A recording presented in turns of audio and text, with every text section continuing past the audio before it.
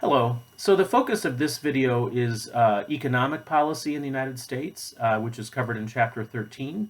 So I want to get into that discussion. Economic policy is formulated by a number of institutions in our government. The United States Congress is very much involved with economic policy because if it involves government spending or taxation, it has to be approved by the United States Congress. That includes the House and the Senate. And then there's the issue of how we regulate our money supply in this country, bank interest rates and so forth, and that is done through an institution called the Federal Reserve Board. But all of these are institutions at the federal level that regulate our economy. The president's involved, Congress is involved, government agencies are involved. So the United States has what's called a free market economy. That means the decisions about what prices will be, how much you pay for a car or a bar of soap or food in a grocery store, that is supposed to be decided by the interplay between supply and demand. That the government doesn't control production of things in this economy. The government doesn't set prices. The government's role is largely to kind of stay above the economy, to regulate it where necessary, but not to actually command and control what goes on in the economy. Certainly, there are other countries where the government has a much more active role in the economy. People sometimes refer to communism, which there's never actually been a purely communistic economy. Pure communism would be a situation where the government, where everything was owned collectively by the people. That's never really existed in any country certainly any of the countries that have been labeled as communist. But the communist countries that have existed have definitely been a command and control where the government controlled what was going on.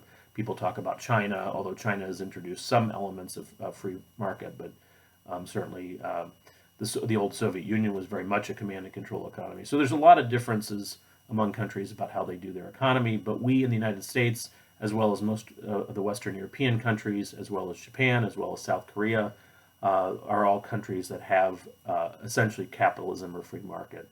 The idea of capitalism is that the people own their own property. You have private ownership of the means of production. The government doesn't own factories. The government doesn't own businesses. The government doesn't own people's private or property. It belongs to people privately. And there is this understanding in fact, in the Bill of Rights that people are entitled to their property. However, over time, the government has gotten much more involved in the economy in the United States. Now, keep in mind, in the early part of our history, back in the 18th and 19th centuries, the United States was largely an agricultural nation. So the tools that are available in the Constitution by which the government can regulate the economy were not used very often. The regulation of commerce is trade, but the regulation of interstate and foreign commerce was not something the government did very much because there really was not a lot of commerce going on. It was mostly agricultural, it was mostly localized. We did not have an industrial economy until the second half of the 19th century when the railroads were created and people could travel across the country quite easily, or more easily. And you could also put major things made in factories and on trains and put them in other places. So we became an industrial nation at the end of the 19th century, and with the development of the industrial economy, there were also as a recognition that the government had to do something to deal with some of the problems that developed.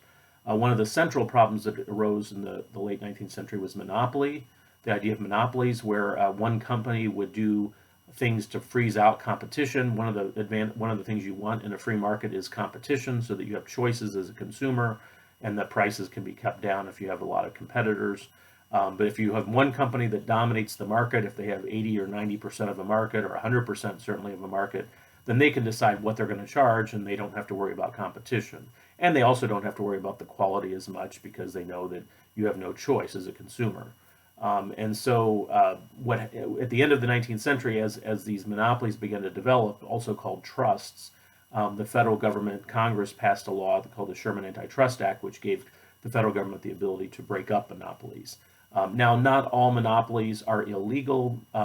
The issue is whether the company that has created the monopoly has done things deliberately to prevent competition.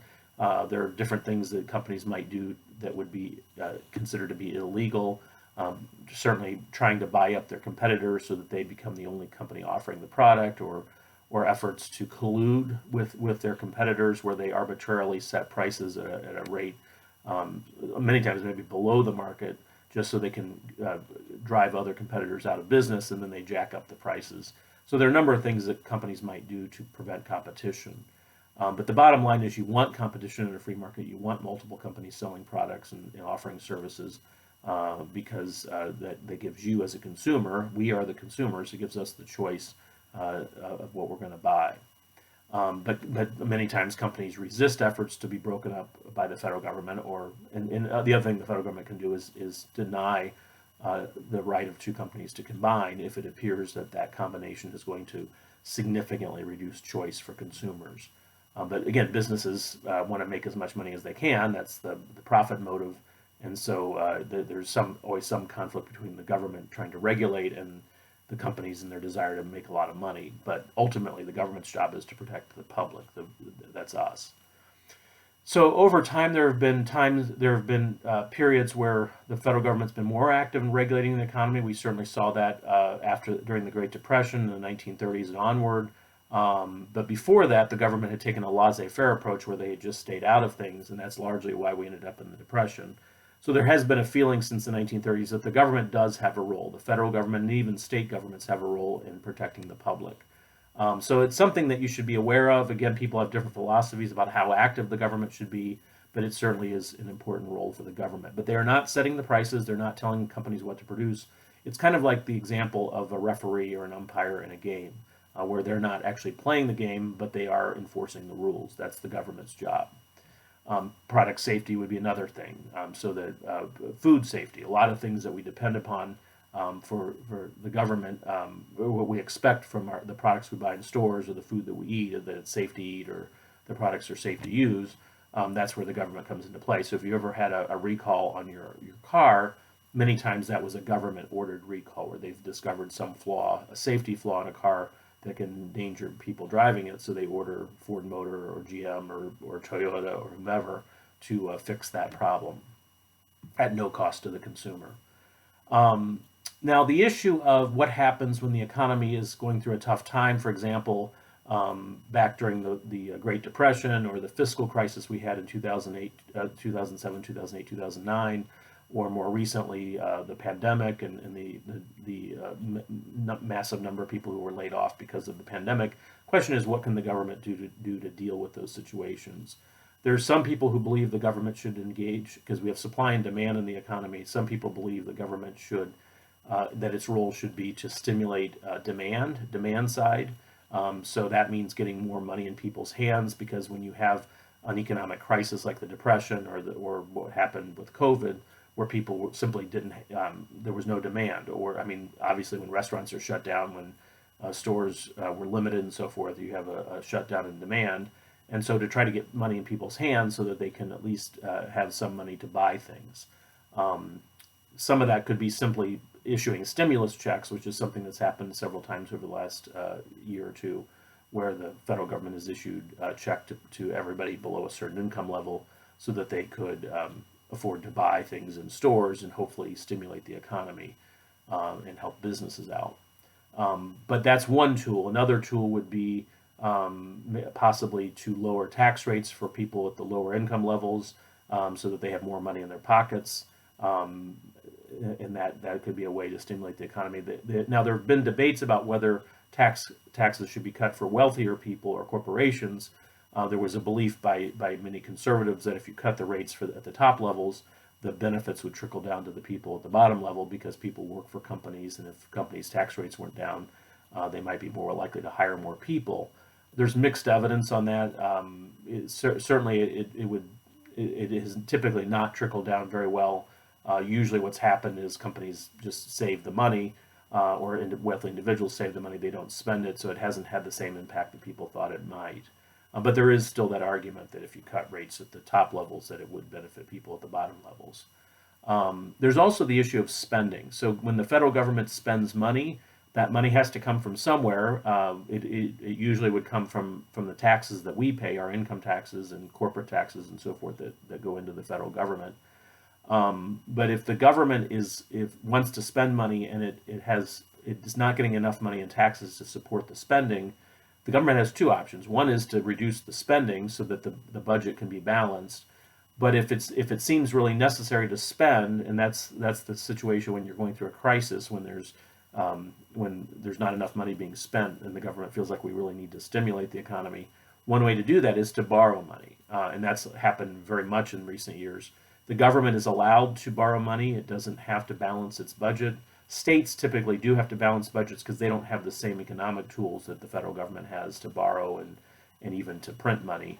Although printing too much money can lead to inflation. But the bottom line is the government does, because it does control the money supply and it does have the ability to borrow, it can borrow money at very low interest rates in recent years, so that the borrowing has not really overwhelmed the federal government because and sometimes people try to compare it to their personal situation. With, like, if I borrowed this much money, I would go into bankruptcy. Well, first of all, the federal government would never go into bankruptcy. The federal government actually is in charge of the bankruptcy process, but the money that it's owed is not really owed to a single bank or a set of banks like it would be in your situation. The government has the ability to finance the debt. It owes it essentially to itself. That doesn't mean that running up large debt is a good thing, particularly if the economy is in good shape. And if you're continuing to run up large debts, it can damage the economy, because then you have to service the debt, and that's a very complicated thing. But main thing is it's not the same as an individual. But that also doesn't mean that we should continue to run up large deficits and debts. But certainly there's a good argument for doing that when the economy is suffering, as it was during the crisis in 2008 and 9, or more recently the COVID crisis. And so the concerns about the debt were much less, because the feeling was it was more important to get money into people's hands so they would spend it and hopefully get us out of the situation we're in. And then eventually the theory is that if you, once the economy improves, then you can pay down the debt you incurred while you were spending that money. So it's, again, we have a very high debt. There's no doubt about that. But again, keep in mind that we can afford it right now because the interest rates are extremely low. And the money is not owed to some single bank like it would be in your own case, in your own personal situation. It's owed to the public. The public buys government debt. Other countries buy government debt, and we can easily afford to repay it because the interest rates are so low. But at some point, it would be good if we could begin to bring that down once the economy recovers. And you can bring it down by increasing tax rates if necessary, reducing spending if necessary, but you don't want to do that when the economy is still in a tough spot.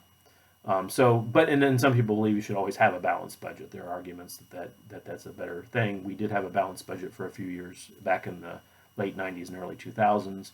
We still had a debt, but we did not have a deficit in the annual budget. After the 2001, 2002, we once again went into deficit mode. So make sure you read the chapter on those topics. A lot of these terms can get a little confusing, so you want to understand the difference between deficit and debt, understand supply side versus demand side stimulation and so forth, and just in general what the tools are for the federal government, including the Federal Reserve Board, which is the agency of the government that sets interest rates for banks, what they can do. Again, money supply, the amount of money that's being circulated has a huge impact on the economy. If there's too much money circulating, that leads to what's called inflation. That means the value of a dollar of your dollars go down because they can't buy as much as they did in the past. Inflation has not really been a major issue in recent years. Our inflation rates have been very, very low pretty much for the last 40 years, 35 to 40 years. We've had very low inflation. It is something that could happen in the future, but at the moment it's still a very low level concern. But we don't want to get back to high inflation because it does mean that you're not able to afford things. You just don't have the money that you need to buy things. But the Federal Reserve Board, if it fears inflation, can raise interest rates so it becomes more expensive to borrow money, which can be a driver of inflation.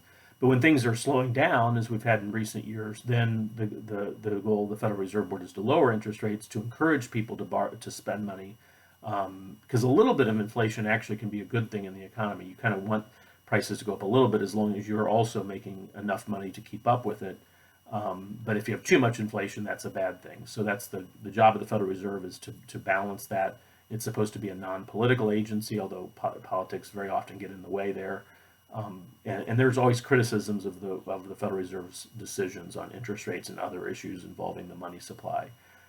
Congress has no direct say over the money supply. The president has no direct say over the money supply. It's left up to the Federal Reserve Board. But Congress and the president decide fiscal policy, which is the budget, taxes, and spending, and things like that. So anyway, I know I've thrown a lot at you in this video. Make sure you do read Chapter 13, and if you have any questions, let me know.